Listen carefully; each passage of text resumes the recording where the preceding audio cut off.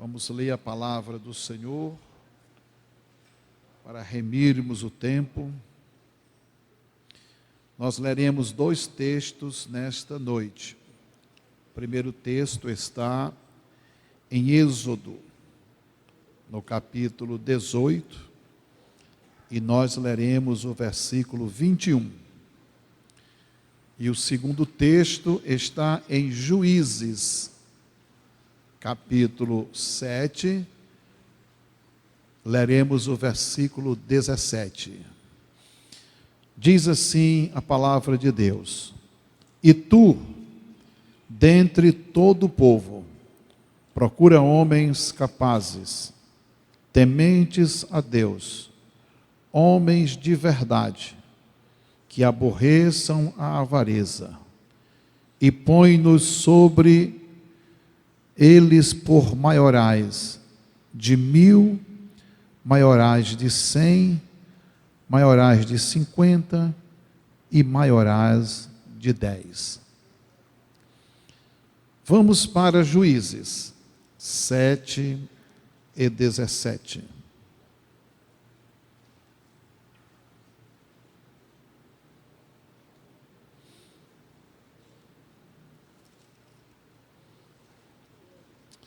Glória a Deus. Juízes 7 e 17.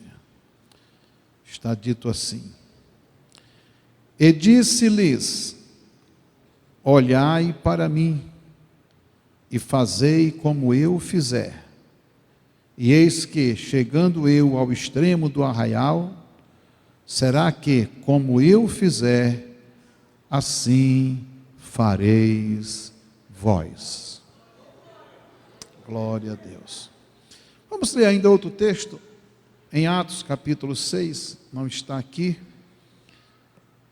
mas é um texto também correlato. Atos capítulo 6,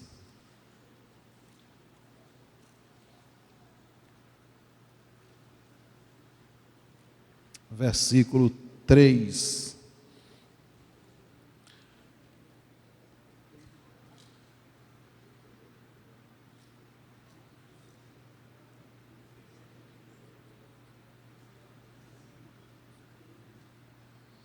Seis e 3. Escolhei, pois, irmãos, dentre vós 7 varões de boa reputação, cheios do Espírito Santo e de sabedoria, aos quais constituamos sobre este importante negócio.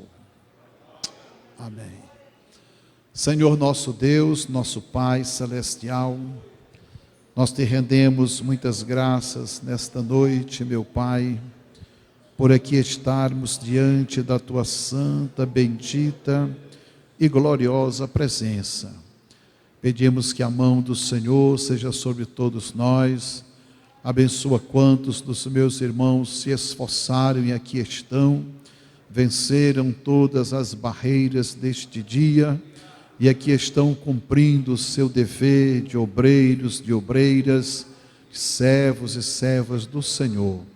O Senhor já tem recompensado a cada um e haverá de recompensar mais ainda. Pedimos a tua bênção, Deus, por toda a tua igreja, por todo o teu trabalho. Em nome de Jesus te oramos e te agradecemos. Amém. Graças a Deus.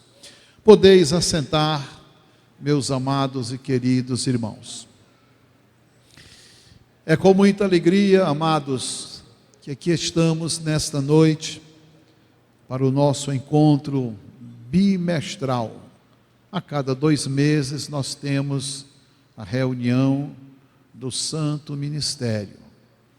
E hoje a nossa reunião está um pouco mais recheada, porque também teremos assuntos que são inerentes às nossas congregações. Portanto, os dirigentes foram convidados para estarem conosco. A nossa reunião normal de dirigentes é na primeira segunda-feira de cada mês. E nós então transferimos para hoje, também para remir o tempo, A gente sabe que muitos irmãos têm suas tarefas, suas responsabilidades, e graças a Deus porque aqui estamos. O nosso devocional é muito simples e é muito conhecido. Nós começaremos com um conselho que foi dado para um servo de Deus. Os irmãos conhecem a biografia de Moisés. Os irmãos sabem que Moisés foi um homem instruído em todas as ciências do Egito. Moisés foi preparado para ser um faraó. Ele herdaria o trono de Faraó. Na dinastia dos faraós, Moisés figurava entre a terceira e a quarta geração que herdaria o trono do Egito. Portanto, o seu preparo tinha que ser muito alto. Um faraó não podia ser um qualquer. Era um rei que comandava um império, e o Egito, na época de Moisés, era um dos grandes impérios do mundo, inclusive muito evoluído. O Egito já tinha o processo de embalsamamento, e até hoje a ciência não chegou a uma conclusão como é que eles fizeram o embalsamamento daqueles corpos dos faraós, que ainda hoje estão lá esperando. Eles acreditavam que o espírito voltaria, e que o faraó ressuscitaria, e que assumiria o trono.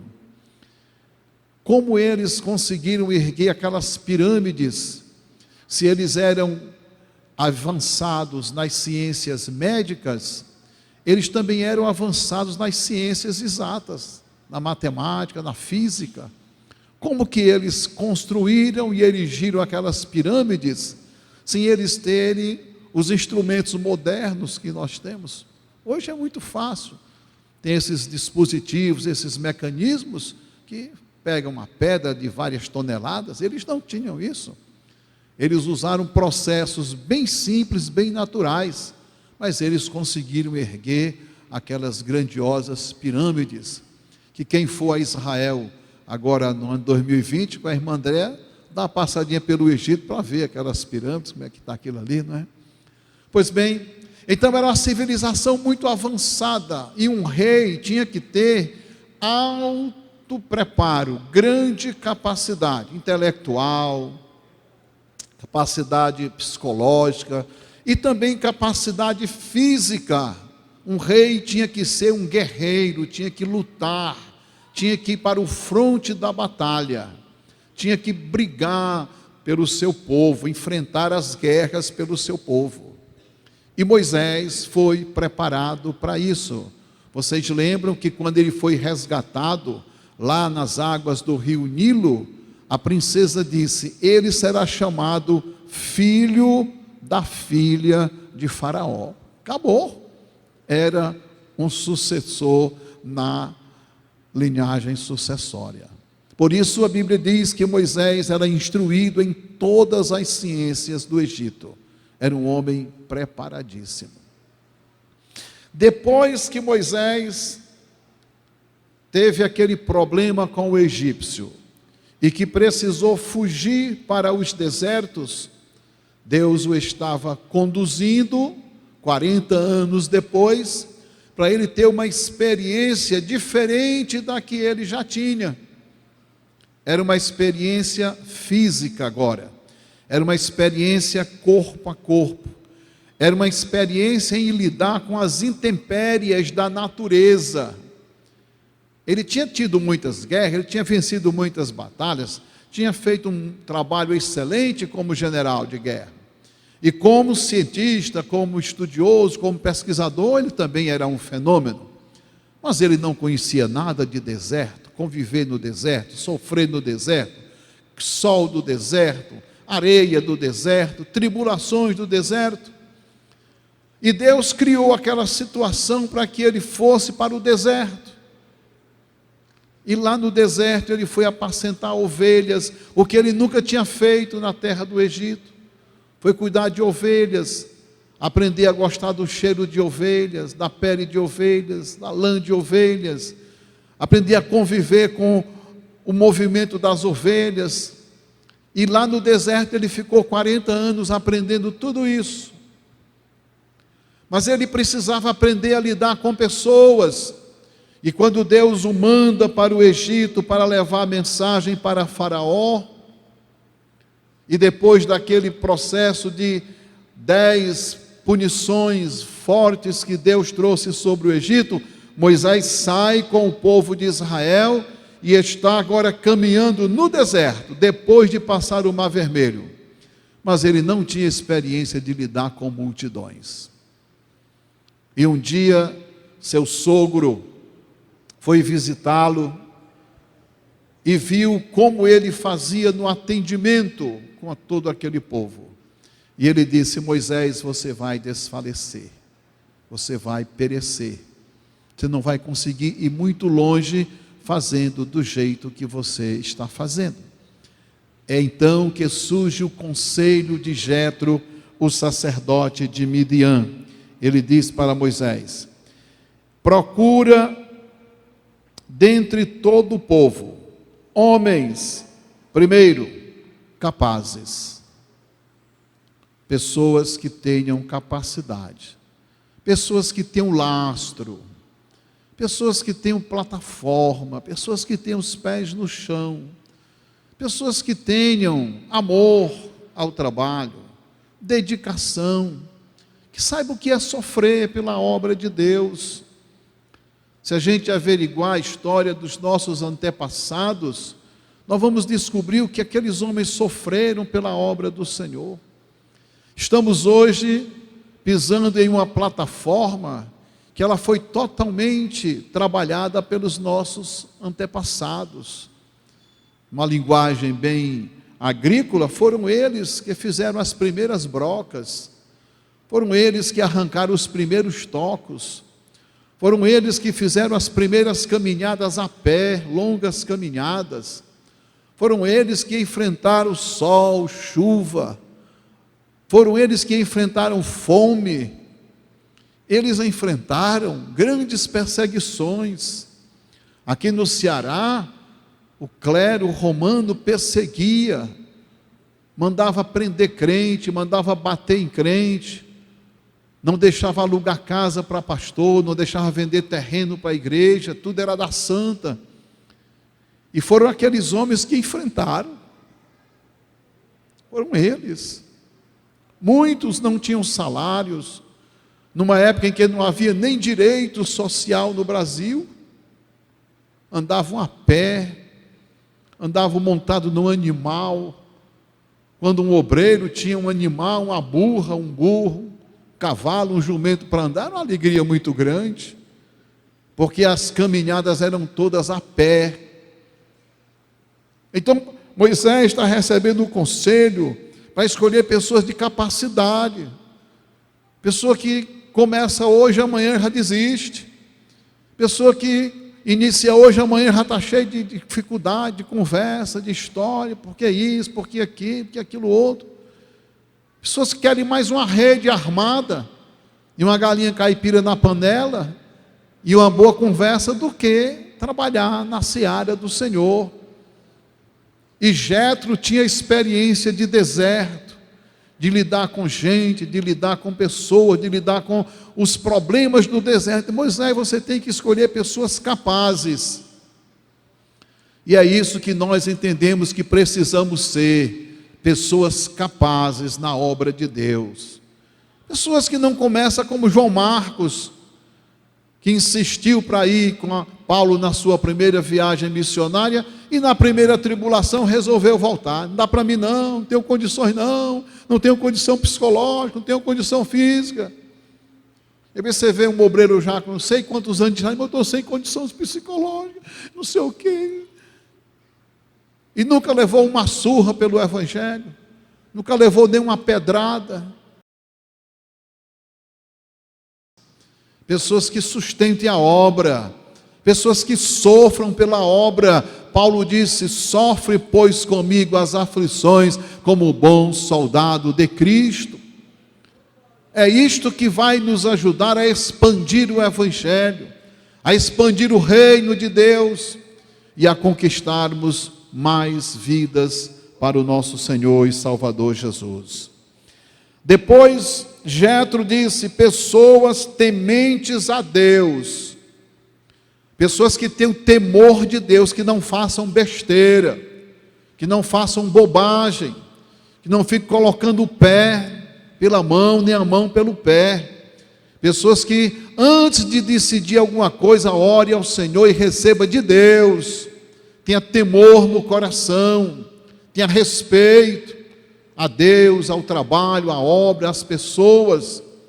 E a Bíblia diz que o temor do Senhor é o princípio da sabedoria. Portanto, pessoas que sejam sábias nesse sentido, pessoas que não venham a trazer transtorno para o Evangelho, para a igreja, para o reino de Deus, trazer escândalo, fazer besteira, fazer bobagem. Pessoas que tenham o temor de Deus na sua vida.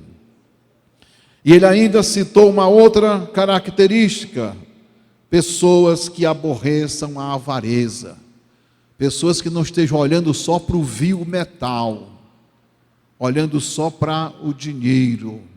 Tem dinheiro, eu estou no projeto. Não tem dinheiro, eu fujo do projeto. Pessoas que se coloquem, que se doem. Pessoas que não fiquem pensando em dinheiro, em pagamento. Pessoas que dizem: oh, eu já fui pago pelo meu Deus. Porque quando a gente foca no dinheiro, quando a gente olha para a finança, a gente bloqueia as portas. Quando a gente foca na obra de Deus, Deus abre as portas. Deus abre as portas. Quem trabalha no reino de Deus não fica lhe faltando nada. Deus não fica devendo nada a nenhum de nós. Deus não nos deve nada. Nada. A Bíblia diz: se até um copo d'água a gente der nesta obra, nós teremos recompensa. Então, enquanto a gente está olhando para o recurso financeiro, olhando para o tamanho do contra-cheque, olhando para... a gente vai ter dificuldades. Mas quando a gente acredita na providência de Deus, Deus toma todas as providências. Deus cuida. Eu digo sempre: cuide das coisas de Deus, e Deus cuidará das suas coisas. Não invente muita desculpa, não invente muita explicação, não invente muita conversa, porque a gente sabe das coisas, a gente entende as coisas. Glória a Deus. A gente ouve tudo, entende tudo e diz: Deus tem misericórdia. Agora, estes homens, eles precisavam também pegar o exemplo da orientação de Gideão. Uma das coisas que Cristo mais procurou e estava na sua oração sacerdotal era a unidade da igreja. Ora, se o Senhor orou e buscou a unidade da igreja, essa unidade começa pelo ministério da igreja. Começa por todos nós. É um só Deus, é um só Senhor, é uma só fé, é um só Espírito, é um só batismo. E nós vivemos hoje no Brasil uma miscelânea de ideias. Muitas heresias têm entrado, muitos pensamentos diferentes. Muitos de nós temos aberto espaço para as heresias, sem um conhecimento profundo, sem irmos buscar a origem daquela história e abrimos os espaços, porque um irmão quer, porque uma irmã quer, porque o fulano pediu, porque a ciclana pediu. E infelizmente, por não atendermos ao que disse Josué, ao que disse Gideão, em nossos púlpitos aparece heresia de vez em quando. Olha o que foi que Gideão disse. Gideão estava diante de uma situação muito difícil. Ele foi chamado por Deus para vencer uma guerra contra amalequitas e midianitas, e a Bíblia diz que eles eram como gafanhotos e cobriam toda a terra. Israel estava debaixo do jugo deles. Israel semeava e eles ficavam olhando Israel trabalhar no sol, estocando, limpando, plantando, ajeitando. Quando o trigo estava no ponto de colher, eles vinham e levavam tudo. Israel ficava só com a sobra, só com o cheiro. E esse povo vinha passando por isso já há algum tempo, até que um homem teve coragem, um homem teve disposição, um homem prontificou-se a defender pelo menos o seu trigo. Ele não foi chamado por Deus inicialmente, não. Ele tomou a decisão, ele tomou a iniciativa. Eu trabalhei, eu plantei, eu investi, e esses incircuncisos vêm levar o meu produto, eu vou tirar o produto antes que eles cheguem.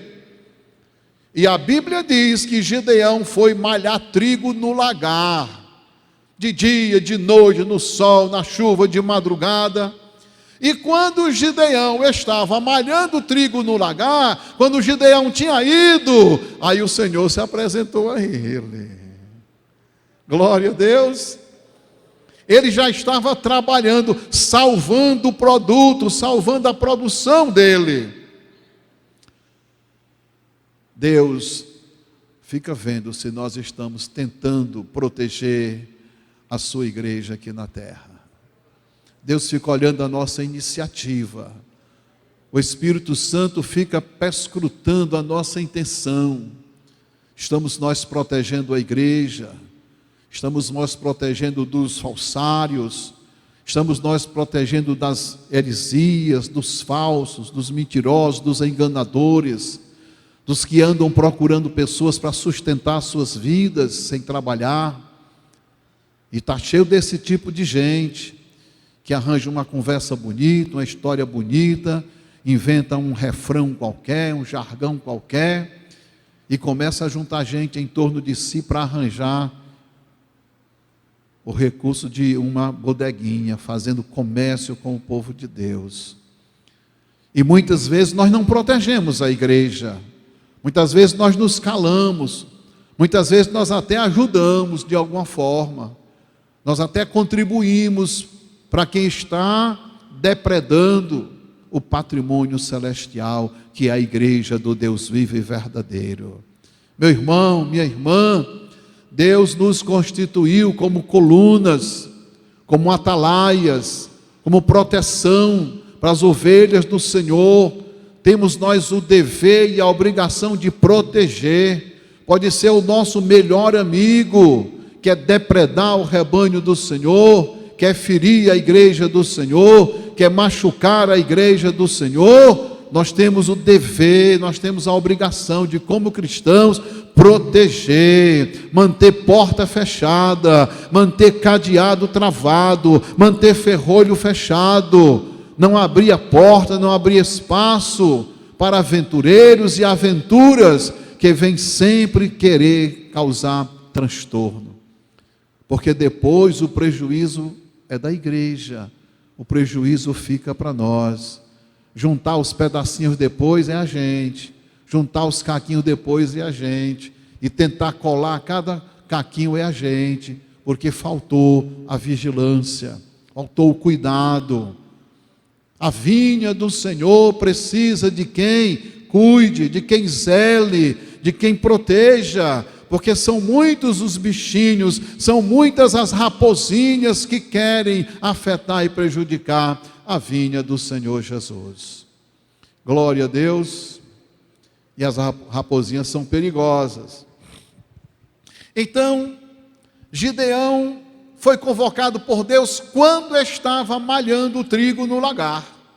Ele estava trabalhando, estava se esforçando, ele estava lutando, suando, se arriscando para malhar o trigo no lagar. Quando, sem ele perceber, Aleluia. O anjo do Senhor estava debaixo do carvalho que está em Ofra. Glória a Deus. O seu trabalho, o meu trabalho, o nosso trabalho na obra de Deus é visto pelos nossos companheiros, é visto pelo ministério, é visto pela diretoria da igreja, é visto pelo pastor da igreja, sim. Mas, sobretudo, quem mais vê o nosso trabalho é o Senhor nosso Deus. Porque eu vejo o esforço físico, os companheiros veem o esforço físico, nós vemos o que os nossos olhos alcançam, pois nós somos limitados, nós não somos oniscientes, mas Deus vê a sua interioridade. Deus vê a sua intenção. Eu vejo até a obra, eu vejo até a sua produção, mas Deus vê a sua intenção. Ele sonda, Ele perscruta a sua interioridade. Glória a Deus. É Ele que sabe com que fidelidade, com que zelo, com que amor, com que dedicação, com que alma nós estamos trabalhando na seara do Mestre amado. E a partir do esforço de Gideão, Deus o chamou. E você conhece a história. Ele convocou e vieram 32 mil homens. E Deus disse a muita gente: não quero esse pessoal todo. Esse povo depois vai se gloriar, dizer: foi eu que fiz, foi eu que fiz, foi eu que fiz. Irmão, eu cheguei lá, era uma casinha de palha caindo, agora tem uma catedral. Só foi eu chegar, só foi eu chegar. Esquecendo que Jesus disse: sem mim nada podeis fazer. Nós falamos aos ouvidos das pessoas, o Senhor fala ao coração. Se o Senhor não edificar a casa, em vão trabalha a sentinela. Se o Senhor, vão trabalhar os que a edificam. Se o Senhor não vigiar, em vão vigia a sentinela. Nós não fizemos nada ainda, meus irmãos. Quem fez tudo foi Deus. Olha o que a Bíblia diz: foi o Senhor que fez isto, e é coisa maravilhosa aos nossos olhos o que Deus faz. Deus precisou usar alguém, usou a mim, usou a você, usou a outro, está usando a outro, vai usar mais outros. Quanto a igreja estiver aqui, Deus vai usar, mas nunca a honra e a glória será para nós. Toda honra e toda glória sempre pertencerá a Ele. Se você construiu 10 templos, glória a Deus, Deus lhe usou para isso, mas a glória é para Ele. Se você fundou 10 igrejas, glória a Deus pelo seu trabalho, mas a honra e a glória do Senhor. Foi Deus que te deu saúde, foi Deus que te deu sabedoria, foi Deus que te deu a oportunidade, e foi Deus que abençoou, porque se Deus não abençoar, não nasce nada, só nasce capim, só nasce mato. Gideão fez aquela primeira experiência e disse: quem for tímido, medroso e covarde, vai embora. Alguém até pode achar que Gideão foi áspero, foi grosseiro, foi não. Gideão queria trabalhar com pessoas sinceras, pessoas tementes a Deus, pessoas que não fossem avarentas e pessoas que fossem obedientes. Deus disse: ainda tem muita gente, Gideão. Esses 22 mil que voltaram, ainda tem gente sobrando, tem gente demais. Ele faz o segundo teste e somente 300 passam. De 32.300, percentual muito pequeno que ficou. Deus disse: tá bom, é com estes. Agora, estes têm que ser treinados, estes têm que ser preparados, estes têm que saber o que vão fazer, estes têm que saber como é que nós vamos vencer a guerra. Glória a Deus. E Gideão os treinou, e Gideão os preparou, E entre o treinamento que Gideão deu para eles, ele disse: primeiro, olhai para mim.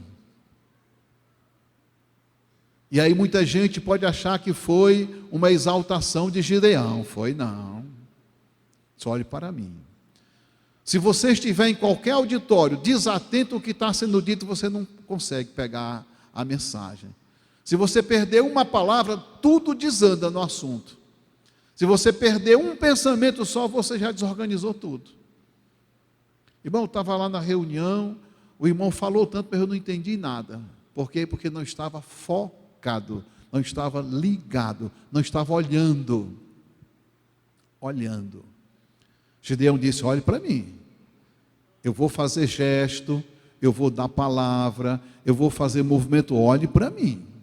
Eu estava agora há pouco ali olhando o treinamento das irmãs, e tem sempre uma irmã que é a ponteira, né? Que é a que começa. Quando ela começa, as outras começam. Todas elas focadas no treinamento. Não foi exaltação de Gideão, não. Foi necessidade. Ele estava com muito medo. Não é que ele ia vencer um exército como aquele dos midianitas e amalequitas com 300 homens. Ele estava querendo que o povo fosse treinado, habilitado para fazer o certo, senão faz o errado. Senão faz o errado.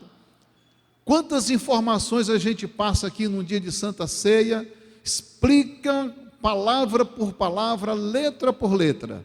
No dia seguinte está correndo uma mensagem totalmente diferente.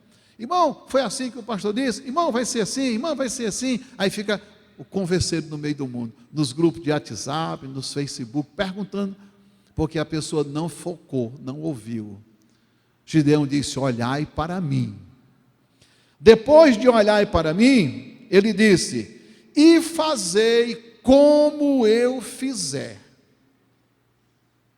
Do jeito que eu fizer, faça. E esse hoje é o grande problema da nossa igreja no Brasil. É que ninguém quer fazer como Gideão. Cada um quer fazer do seu jeito. Cada um quer fazer da sua vontade. Cada um quer fazer da sua cabeça. Ninguém quer seguir normas. Ninguém quer seguir os prognósticos. Ninguém quer seguir as orientações. Ninguém quer seguir o que está determinado. Mas quer ser obreiro. Quer ser obreiro, quer ser diácono, diaconisa, presbítero, pastor. Tem gente aí chorando para ser pastor. Mas é um desobediente. Não sabe obedecer. É difícil ser pastor sem ser obediente. O pecado mais cruel que tem é a desobediência. É o pecado mais complicado que tem a desobediência. Porque a pessoa que é desobediente, ela não se sente desobediente. Ela não entende que é desobediente. Ela se autoconsidera, ela está acima das ordens, acima das determinações, acima das orientações. Ela é rebelde e nem percebe que é rebelde. Que quem não obedece está rebelado àquelas ordens que foi lhe transmitida, aquelas orientações. E ela se sente acima. Então Gideão disse: ó, vocês vão fazer como eu faço, do mesmo jeito. Qual era o problema? É que ele só tinha 300 homens. E ele tinha que transparecer para os seus inimigos que ele tinha um grande exército. Por isso ele criou a estratégia: 100 num lado, 100 no outro e 100 no outro. Ele fez 3 equipes. Cada equipe tinha um cântaro e cada equipe tinha uma tocha. Ele precisava que o barulho dos cântaros fosse ouvido nos 3 lugares ao mesmo tempo. E ele precisava que a tocha fosse levantada e vista nos 3 lugares ao mesmo tempo. Se um grupo daquele dissesse: não, eu vou primeiro me sentar, vou primeiro dormir, vou primeiro merendar, vou primeiro fazer isso, e vou deixar os outros começarem a fazer o trabalho, teria dado errado. A vitória esteve na obediência, no sincronismo, no obedecer. E a Bíblia diz: obedecer é melhor do que sacrificar. Olhem para mim, e façam como eu fizer. Quando eu quebrar o meu cântaro, vocês quebram o cântaro de vocês também. Aí você pode imaginar o barulho daqueles 300 cântaros sendo quebrados. Brá! Os inimigos se assustaram, viram de um lado, viram do outro, viram de 3 pontos diferentes. E quando os cântaros se quebraram, pastor Daniel, o que estava dentro dos cântaros? A lâmpada. E eles viram luz naquela noite escura e de trevas, eles viram luz em 3 pontos diferentes.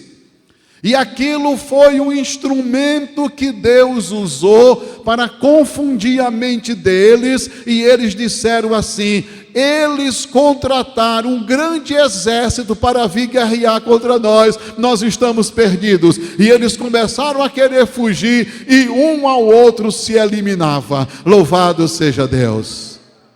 O que prevaleceu?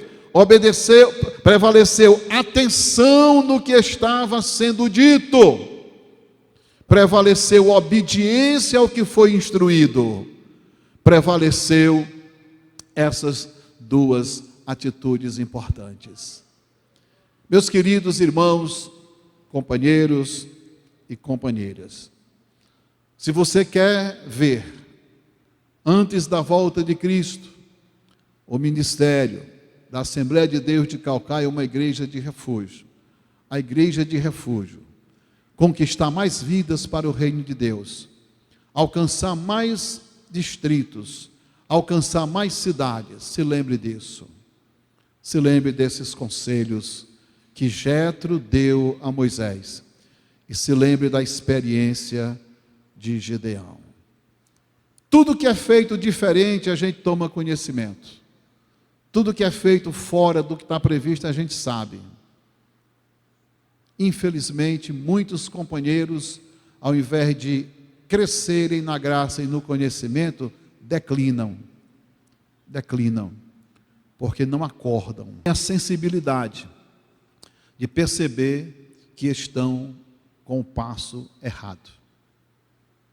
Se você viu um pelotão de militares desfilando, todos eles estão no mesmo passo, mão direita na frente, mão esquerda atrás, pé direito na frente, pé esquerdo atrás, é uma pisada só, é brá, brá, brá. Se ficar um militar com o passo errado, fica horrível, quem olha para a tropa vê lá, ele fora do passo, ele pisando diferente. Assim é na obra de Deus. Quem desalinha, quem pisa um passo diferente, tem muitas dificuldades. Por quê? Porque não avança, não prossegue, envelhece, mas não prossegue. A confiança diminui, o respeito cai e os problemas surgem. Gideão nos dá este grande exemplo. E concluindo com Atos dos Apóstolos, capítulo 6 e versículo 3. Escolhei, pois, irmãos, 7 varões. Primeira qualidade dos varões. Quem se lembra? Homens de boa reputação. 6 e 3. Glória a Deus. Varões, 7 varões de boa reputação. O que é boa reputação? Vou exemplificar com um profeta. Eliseu fazia suas viagens missionárias, seu trabalho profético e pastoral, e um dia uma mulher, uma senhora, olhou para o marido e disse: meu marido, eu reconheço que este homem que passa por entre nós é um santo homem de Deus. Homem de boa reputação, homem de vida transparente, homem de comportamento íntegro, homem que podia ir e voltar. Um obreiro do Senhor, uma obreira do Senhor, é uma pessoa que tem que ser, como diziam os antigos, não sei se vocês se lembram disso, né? Quem é mais antigo do que eu aqui é o irmão Domingos, aí deve se lembrar. Dizia assim: meu filho, minha filha, não deixe ninguém pegar na sua munheca. Alguém lembra dessa história dos nossos antepassados? Não deixe ninguém pegar na sua munheca. Eu conheci um pastor, ele já mora com Cristo, pastor Guedes. Ele falava uma falinha fininha, sonsinha, dizia: meu irmão, minhas irmãs, meus irmãos, obreiro, é melhor dormir sem ceia do que amanhecer com dívida, viu? Ele dando instruções para obreiros. É melhor dormir sem ceia, sem jantar, do que amanhecer com dívida. Por conta da reputação de um obreiro. A reputação de um obreiro, ela afeta diretamente no Evangelho. E hoje as pessoas dizem assim, ó, e é porque é crente, e é porque é pastor, e é porque é obreiro, está vendo aí? É assim que as pessoas dizem hoje.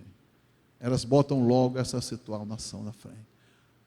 Tem gente que não pode mais passar numa rua, porque tem alguns compromissos não honrados e as pessoas estão jogando as pedrinhas. De vez em quando eu recebo aqui informação, ainda hoje eu recebi informação de pastor que não honra seus compromissos e que infelizmente tem o nome de pastor. Pior, tem o nome de crente em Jesus Cristo. Isso é triste para um obreiro. É triste para uma pessoa que tem reputação, uma pessoa que tem respeito, que tem moral. É melhor dormir sem ceia, é melhor dormir sem jantar. Eu conheci pastores mais antigos, obreiros mais antigos, que muitas vezes jantaram caroço de farinha com café, para não comprar fiado. Meu sogro, quando foi abrir o trabalho no interior do estado, ele tinha 4 filhos adolescentes.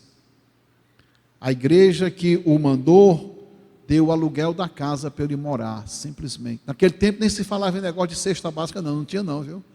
Negócio de cesta básica não tinha não, nem se falava, é um nome que surgiu depois. Ele tinha 4 adolescentes para dar comida. Adolescente come, né, irmão? E ele e a esposa, eram 6 bocas. E às vezes no almoço, ele fazia um pirão de osso de boi. Lá no interior, desossava o osso e ele ficava gordo. E tinha o irmão João Evangelista que dava 3 quilos de osso por semana para ele. E a minha sogra pegava aqueles ossos, ajeitava, temperava, arrumava, fazia aquela panelada de osso, aí fazia um pirão e ela peneirava a farinha. A situação era tão difícil que não tinha peneira, era na mão, chamava cessar. Vamos cessar a farinha? Alguém se lembra disso? Cessar a farinha? Então a minha sogra cessava a farinha na mão, saía aqueles caroços maiores, ela guardava, jogava fora não. Quando era à noite que não tinha o que jantar, ela fazia café e jantava-se caroço de farinha com café, para não comprar fiado, porque não tinha como pagar no dia seguinte. Esses homens tiveram esse cuidado, esses homens tiveram essa graça de Deus, de terem feito esse trabalho e deixado para nós essa herança que muitos de nós estamos desvalorizando, estamos banalizando, não estamos dando a verdadeira credibilidade. É obreiro devendo no cartão de crédito, é obreiro devendo a um, tem obreiro que tem 3, 4 cartões de crédito, já feito uma bola de neve, e porque a operadora não cobra na justiça, fica por lá, vai ficando, mas está lá a dívidazinha, daqui a pouco tem protesto, daqui a pouco tem uma coisa, tem outra. Eu sei, meus irmãos, que é muito difícil se transportar dinheiro, principalmente hoje.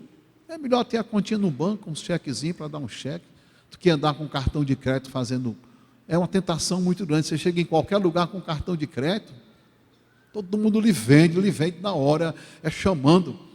Tem até empresa dizendo, se você tiver negativado, pode vir para cá que eu resolvo o problema, para fazer mais dívida para você. E as pessoas vão. O consumismo é muito grande. E não percebe que reflete no Evangelho. Ficam sem dinheiro para ir para a igreja, ficam sem dinheiro para ofertar, ficam sem dinheiro para dizimar, ficam sem dinheiro para cooperar com o trabalho do Senhor. Há um número grande de obreiros que não é dizimista, é uma vergonha para nós. Vergonha para nós, o obreiro que não é dizimista, porque ele já comprometeu todo o salário que o Senhor lhe permitiu com outras coisas, que não dá uma oferta, se procura fazer uma campanha de oferta para ajudar numa... Irmão, não posso não, irmão, estou devendo demais, irmão, já estou com 3 cartões de crédito, irmão, não sei o que, estou devendo a 1, a 2, a 3, é feio isso, meus irmãos, fazer negócio e não honrar os negócios, e aí nem pode ajudar ao trabalho de Deus. Daqui a pouco, por não plantar, deixa de ter o produto no roçado, aí começa a aparecer mato, carrapicho, pé de pinto, pé de galinha, aí começa a aparecer cobra, começa a aparecer escorpião, irmão, minha vida está de cabeça para baixo, está de ponta cabeça, irmão, é doença, é tribulação, é isso, é aquilo, é a filha, é o filho, é a mulher, é o marido. Ora, só plantou nada, só nasceu mato, só nasceu tribulação, só nasceu capim na vida, meu irmão. Glória a Deus. Por isso, disse a palavra do Senhor para nós, homens de boa reputação, cheios do Espírito Santo, pessoas que buscam a presença de Deus, pessoas que oram na madrugada, pessoas que jejuam, pessoas que clamam, pessoas que se derramam diante do Senhor, pessoas que se quebrantam diante de Deus. Meus irmãos, se o Senhor não abrir a porta, não tem quem abra. Todas as conquistas começam no mundo espiritual, na nossa vida espiritual. É na oração, é no jejum, é na consagração. Você lembra quando Daniel recebeu a notícia que todos os sábios da Babilônia iam ser mortos?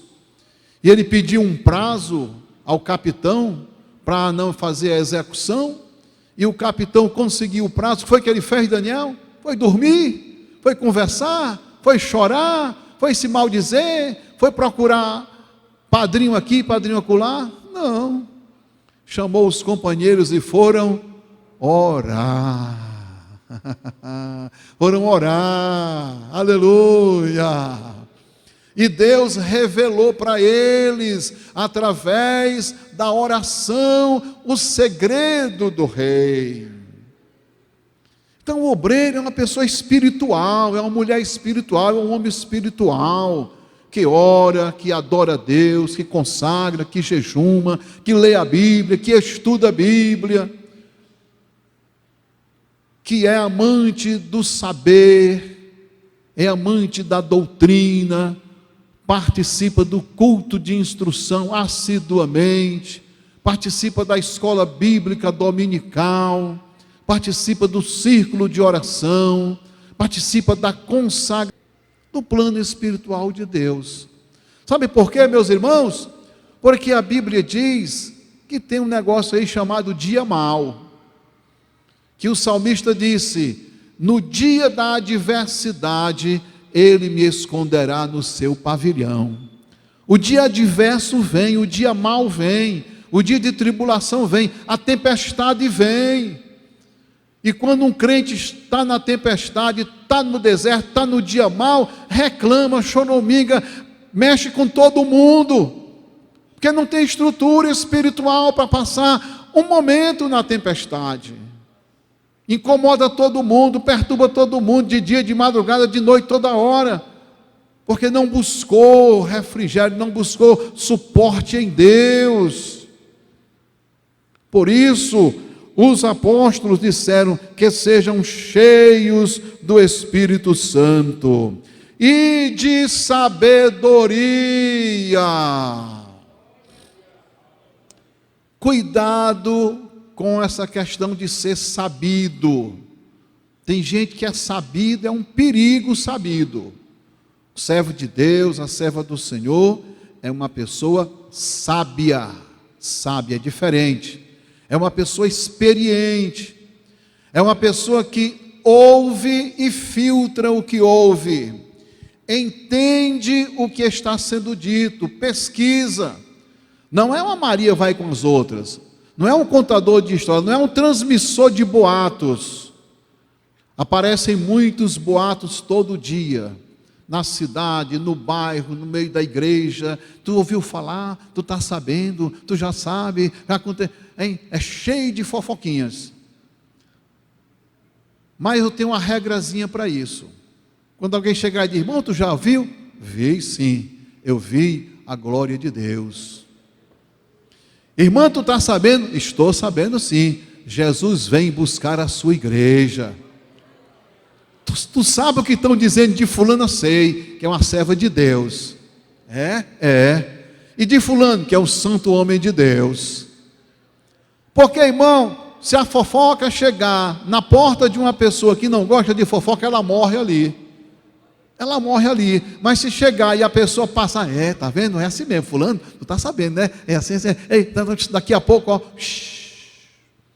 E Salomão disse, não deis ouvido a essas conversas, porque vais ouvir que o teu servo te amaldiçoa. Porque tem que ter sabedoria. Irmãos, eu fui um obreiro que fui provado de maneira muito grosseira. Meus pastores me provaram a ferro frio. Alguns aqui já sabem como foi que eu me tornei auxiliar do trabalho, né? Não vou dizer hoje não, que eu estou com pouco tempo. Mas Deus colocou no meu coração não provar ninguém do jeito que eu fui provado. Que eu sofri, viu? E nem todos suportam o que eu suportei para ser obreiro. Eu provo obreiros de maneira psicológica. É muito interessante. É muito interessante. Recentemente aqui eu provei um obreiro. Tinha um pensamento com ele, eu vou provar esse obreiro. E eu chamei e tratei um assunto com ele. E eu digo, é um homem experiente, é um homem que tem lastro. Eu vou ouvir o resultado. Oh, meus irmãos, uma dor no meu coração, quando o resultado chegou. Aquele obreiro que eu fazia tão experiente, é mais menino do que eu, viu? Bem mais menino do que eu. Glória a Deus. Tá bom. Amém. Vamos orar. Vamos para frente. Fica para outra vez. Vamos prosseguir no conhecimento do Senhor, como disse Oséia. Prossigamos em conhecer ao Senhor. O obreiro tem que ter experiência. Às vezes você recebe uma missão para você fazer, e não precisa você envolver o nome de ninguém. Você vai fazer a missão, você vai cumprir aquela missão, você vai usar o bom senso, você vai colocar a sua capacidade de desempenho para cumprir aquela missão. Bom Vigílio é um dos funcionários da nossa empresa Marquise. Ele lida com muitos funcionários. E às vezes ele tem que demitir um funcionário. E às vezes ele tem que admitir um funcionário. Mas ele tem um trabalho psicológico para isso. Ele pega a própria circunstância do trabalho relativa àquele funcionário. Ele não diz, o chefe mandou te demitir, o outro lá mandou te cortar o pescoço. Ele não faz isso, entendeu? Porque ele sabe que é antiético fazer isso. Ele pega a própria situação. Infelizmente, a empresa vai dispensar os seus serviços, porque essa modalidade de serviço está sendo substituída, tem aí uma nova norma, tem tal, e a pessoa fica morta de frio, vai receber dinheiro, e depois pode voltar para a empresa. Mas não compromete nem o gerente, nem o subgerente, nem o chefe, e não compromete. Principalmente hoje, né, que a gente vive uma vida toda cheia de insegurança. Desculpe eu citar o seu nome aqui, viu? Porque eu conheço a sua história. Então, meus irmãos, o obreiro é isso, é uma pessoa de experiência, de capacidade, que tem sabedoria.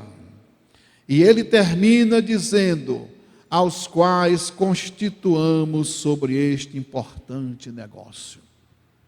Queridos companheiros e companheiras, Deus nos chamou, mas nós precisamos ser trabalhados, precisamos nos deixar trabalhar na obra, precisamos ir avante, mas no passo certo. Crescer sem estar no passo certo tem maiores problemas. Todo crescimento é bom aprumado.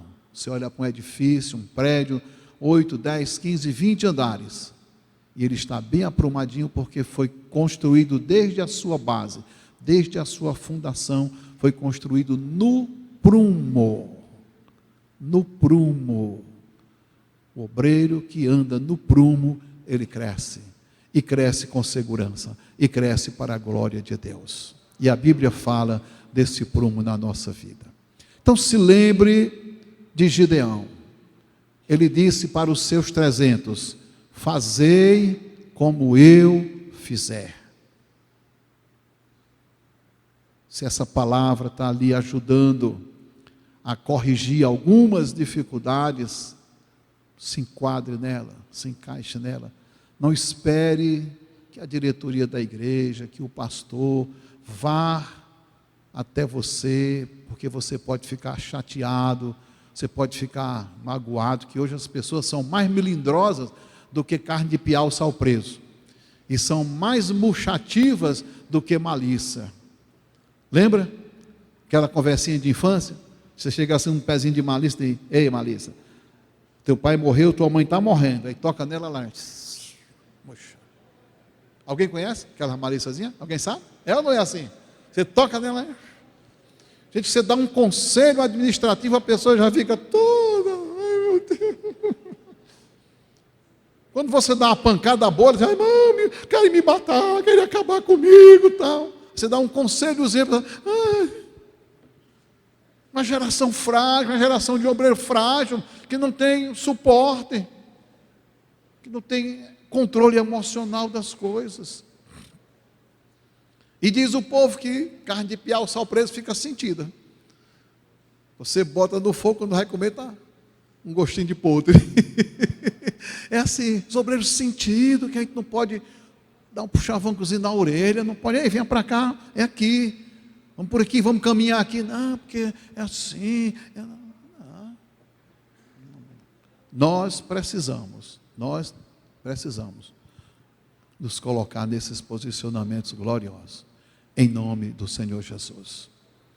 Amém? Pois curve a sua cabeça.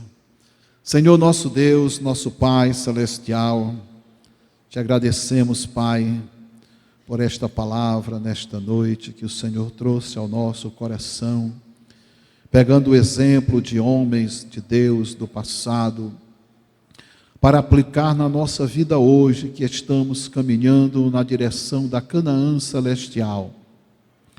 Temos, meu Senhor, mais de 400.000 pessoas em Caucaia precisando da salvação, e nós não sabemos ainda como alcançá-las. Temos nesse estado, meu Deus, 184 municípios, e nós só estamos em 16 municípios. Tem muita água ainda pela frente, Senhor. E o Senhor nos entregou esta missão de ir e de ser uma igreja de refúgio. Mas nós estamos parados em alguns pontos, estamos estacionados em alguns pontos, e nós precisamos fazer como Gideão, partir para a obra, partir para malhar o trigo no lagar, partir para realizar o trabalho, para o Senhor nos confirmar e nos dar as estratégias para alcançarmos nosso município, nossos distritos, nosso estado, nossas cidades. Te louvo pela vida de cada um desses irmãos e dessas irmãs, pelo trabalho que cada um faz. Eu te peço, Senhor, aprimoramento para as nossas vidas, que amemos a instrução, que amemos o disciplinamento, que amemos o aprendizado, para sermos homens e mulheres de Deus, conforme a tua vontade. Te agradecemos, Pai, no nome de Jesus. Amém.